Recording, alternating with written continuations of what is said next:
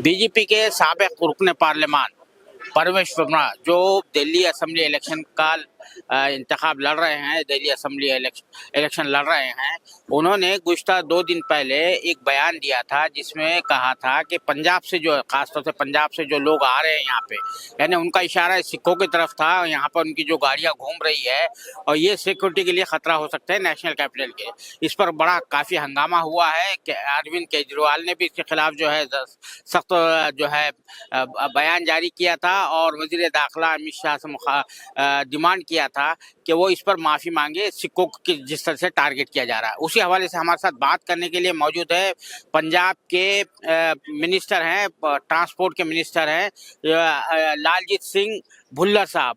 लालजीत सिंह भुल्लर साहब, ये जो परवेश वर्मा का बयान है, इसको आप किस तरह से देखते हैं? क्या है ये?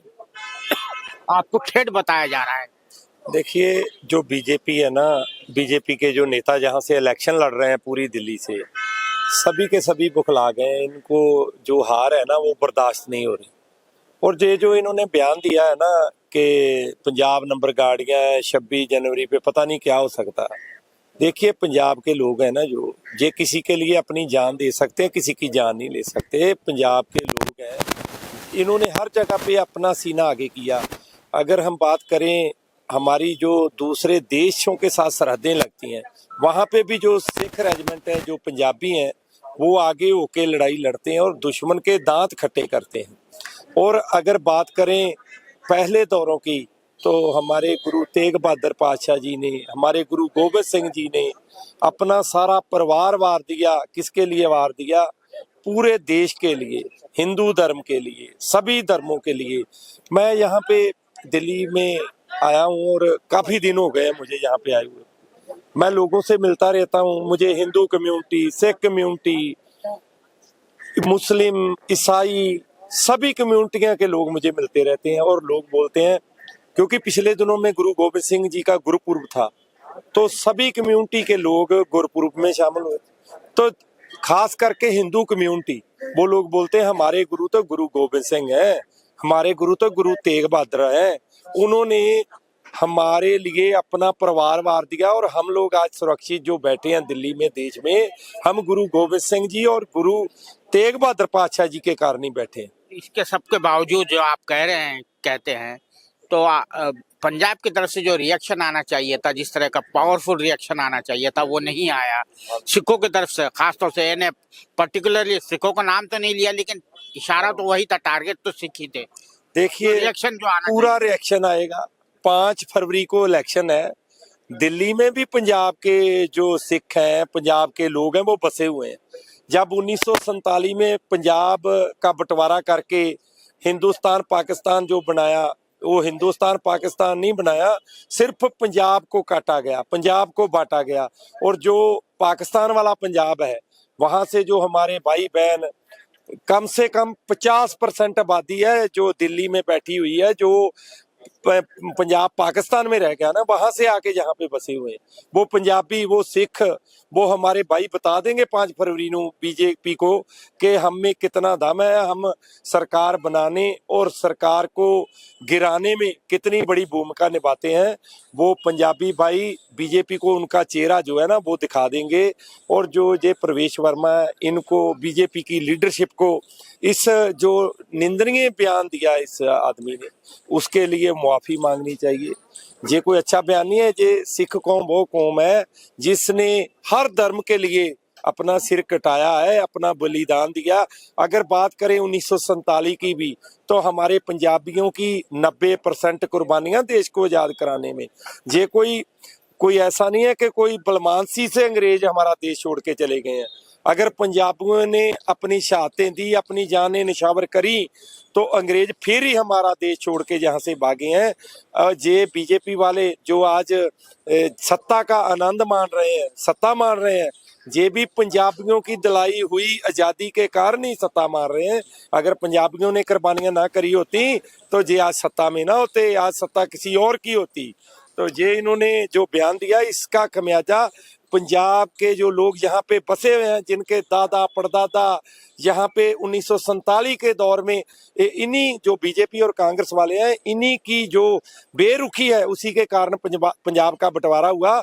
और हमारे भाइयों बहनों को वहाँ जो लैंदा पंजाब बोलते हैं, पाकिस्तान वाला पंजाब, वहां से उजड़ पुजड़ कर जहाँ पे आए। 1.5 करोड़ लोग घर से बेकार हुए जब इन्होंने पंजाब का बंटवारा करा के पाकिस्तान बनाया। 10-12 लाख लोगों की मौतें हुई, जाने गई।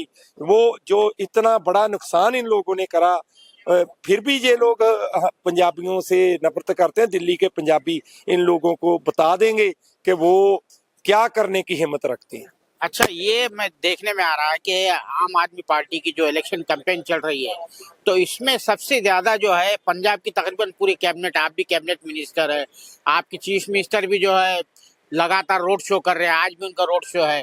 तो क्या वहाँ एडमिनिस्ट्रेशन का क्या हाल हो रहा होगा पंजाब में? क्यों आपको आने की जरूरत पड़ रही है यहाँ पर इतने बड़े पैमाने पर? देखिए, ऐसा है, यहाँ पे पंजाब से कांग्रेस के लीडर भी आ रहे हैं, बीजेपी के लीडर भी आ रहे हैं, बसपा के लीडर भी आ रहे हैं, और पार्टियों के लोग भी, जो किसी का रिश्तेदार खड़ा हुआ है जहाँ से, वो लोग भी पंजाब से अपने रिश्तेदारों की मदद करने के लिए आ रहे हैं।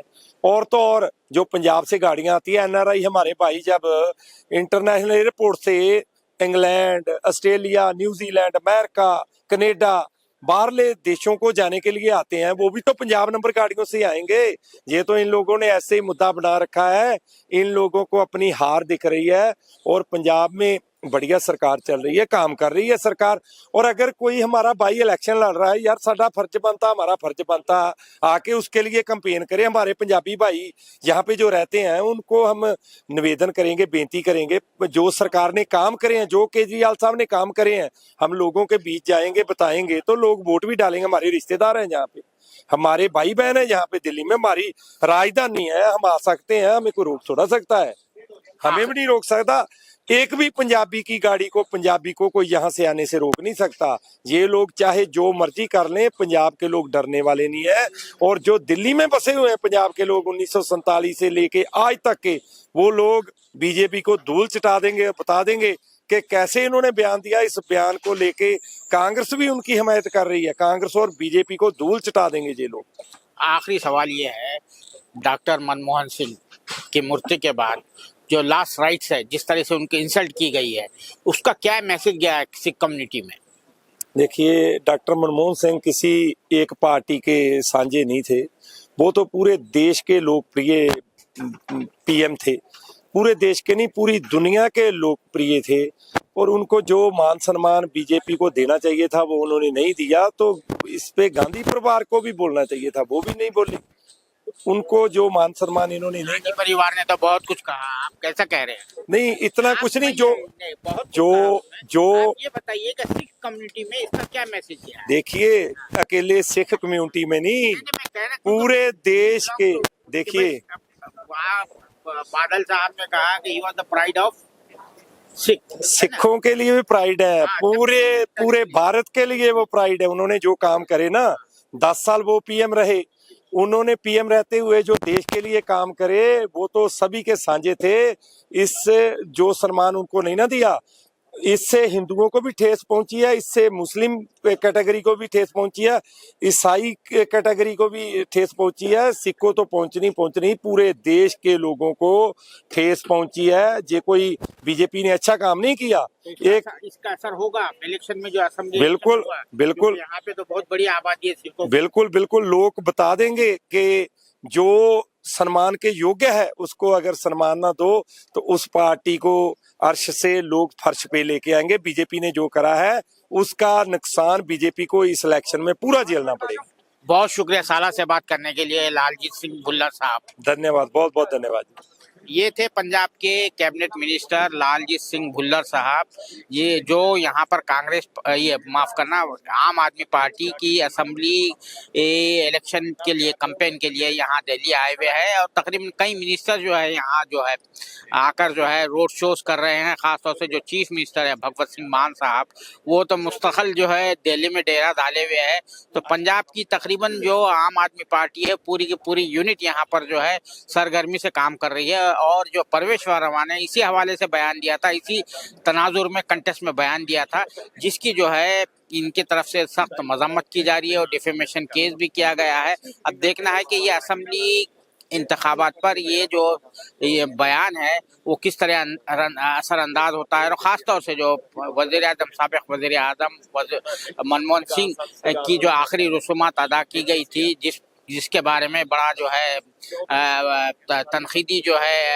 तनकीद हुई थी कि हुकूमत पर और जो हुक्मरां जमात बीजेपी पर, उसका भी क्या असर पड़ता है खास तौर से सिक्कों की सायकी पर, तो ये जो है देखने वाली बात होगी। कैमरामैन जीशान राय के साथ मैं अब्दुल बारी मसूद, नई दिल्ली।